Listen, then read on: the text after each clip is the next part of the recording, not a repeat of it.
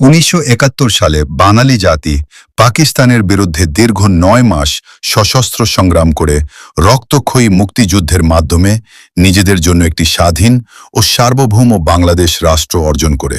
1971 সালের 25 মার্চ রাতে পাকিস্তানি বাহিনী নিরস্ত্র বাঙালির ওপর নির্মম গণহত্যা চালায়, যার জবাবে 26 মার্চ প্রথম প্রহরে বঙ্গবন্ধু শেখ মুজিবুর রহমান বাংলাদেশের স্বাধীনতা ঘোষণা করেন।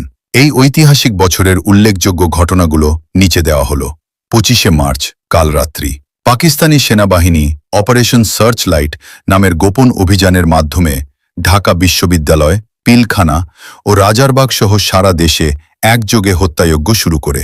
10ই এপ্রিল তৎকালীন কুষ্টিয়া জেলার মেহেরপুরের বৈদ্যনাথ তলায়, বর্তমানে মুজিবনগর, স্বাধীন বাংলাদেশের প্রথম সরকার গঠিত হয়। 16ই ডিসেম্বর 9 মাস যুদ্ধের পর পাকিস্তান সামরিক বাহিনীর 93,000-এরও বেশি সদস্য ঢাকায় মিত্রবাহিনীর কাছে আনুষ্ঠানিকভাবে আত্মসমর্পণ করে। এর মাধ্যমে বাংলাদেশ বিজয় লাভ করে। মানবাধিকার লঙ্ঘন। পুরো যুদ্ধ চলাকালে পাকিস্তানি বাহিনী ও তাদের দোসররা প্রায় 30 লাখ বাঙালিকে হত্যা করে এবং 2 থেকে 4 লাখ মা বোনকে নির্যাতন করে।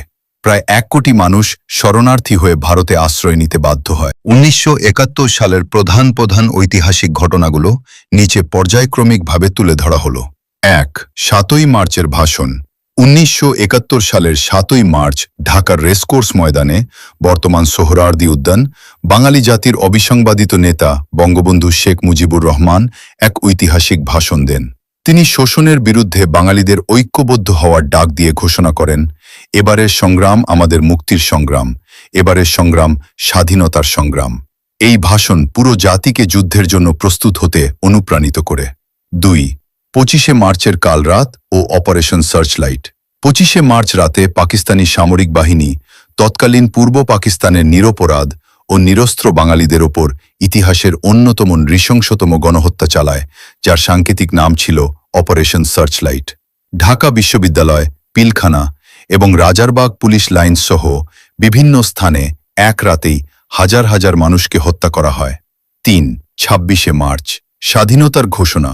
25শে মার্চ মধ্যরাত তথা 26শে মার্চের প্রথম প্রহরে পাকিস্তানি বাহিনীর হাতে গ্রেপ্তার হওয়ার ঠিক পূর্ব মুহূর্তে বঙ্গবন্ধু শেখ মুজিবুর রহমান বাংলাদেশের স্বাধীনতা ঘোষণা করেন। এরপরেই আনুষ্ঠানিকভাবে শুরু হয় বাংলাদেশের সশস্ত্র মুক্তিযুদ্ধ। 4. 10ই এপ্রিল ও মুজিবনগর সরকার গঠন। 17ই এপ্রিল মেহেরপুরের বৈদ্যনাথ তলার, বর্তমান মুজিবনগর, আম্রকাননে স্বাধীন বাংলাদেশের প্রথম অস্থায়ী সরকার মুজিবনগর সরকার আনুষ্ঠানিকভাবে শপথ গ্রহণ করে। বঙ্গবন্ধু শেখ মুজিবুর রহমানকে রাষ্ট্রপতি, তার অনুপস্থিতিতে সৈয়দ নজরুল ইসলামকে অস্থায়ী রাষ্ট্রপতি এবং তাজউদ্দিন আহমদকে প্রধানমন্ত্রী করে এই সরকার গঠিত হয়। এই সরকার সফলভাবে মুক্তিযুদ্ধ পরিচালনা ও আন্তর্জাতিক সমর্থন আদায়ে নেতৃত্ব দেয়। 5. 9 মাসের সশস্ত্র মুক্তিযুদ্ধ ও গণহত্যা মার্চ থেকে ডিসেম্বর পর্যন্ত দীর্ঘ 9 মাস ধরে পাকিস্তানি বাহিনী এবং তাদের স্থানীয় দোসররা রাজাকার, আলবদর, আল শামস সারা দেশে